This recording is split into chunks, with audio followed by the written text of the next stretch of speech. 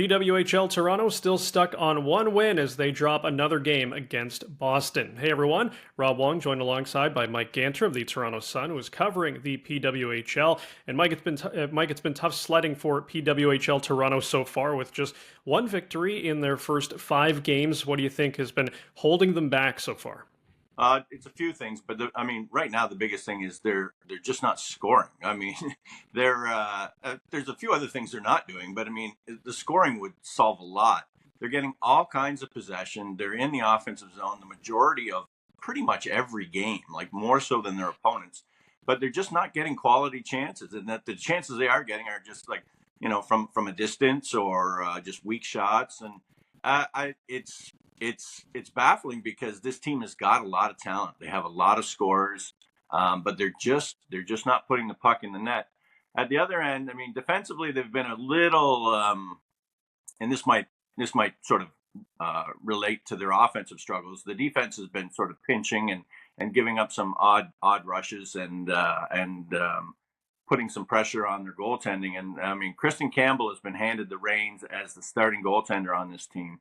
And Kristen is she spent 3 years at Wisconsin between 2018 and 2020 and played 110 games. That's 110 games in 3 years, and was super. Like she, NCAA goaltender of the year, won Wisconsin, helped Wisconsin win a championship. She did everything. But in the years between, so we're starting with the COVID years, so 21 or 2021, 22, 23, or up to 23, she was the third string goaltender for Canada. And as the third string goaltender for Canada, behind Anne-Marie Desbiens and Emerence Mashmeyer, she didn't play a single game for Canada in Worlds or Olympic competition. So she went from having it all, 110 games in 3 years, to playing like in her last 3 years before this PWHL started.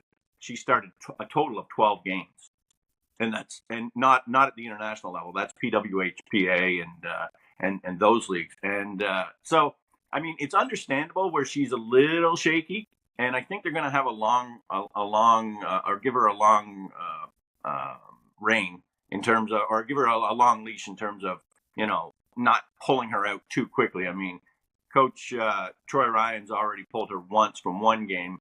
I really believe they want Kristen to succeed. They want Kristen to be their number one.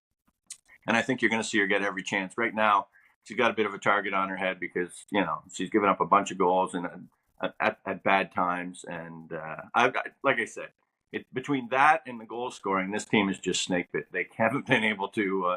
they put one good game together.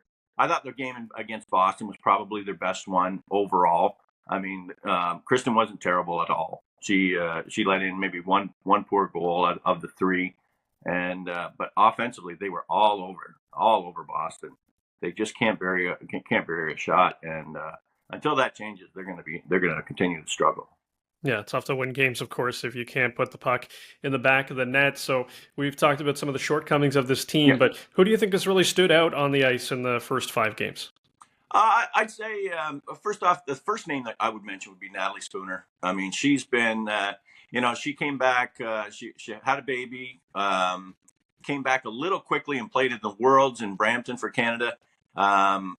Didn't like her play. She didn't like her play there. She admits now she probably did come back too early, and it was like she had something to prove. And she's done really well. Like she's been a force. She's got 2 goals on this team. That counts as that's tied for the team lead. They don't have a lot of goals, but she's. I think she's been playing well. And I mean, I see they promoted her to the top line, so I think she's doing well.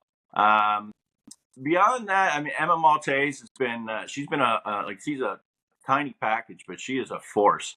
And she's not afraid to throw her weight around, and she goes to the net hard. She hasn't had the same type of production yet that maybe Natalie's had, but of the entire team, I would say those 2 stand out for me right now. All right, well, we'll see if Toronto can turn things around with a couple of games coming up here on the schedule. For all of Mike's PWHL coverage, head over to the Toronto Sun.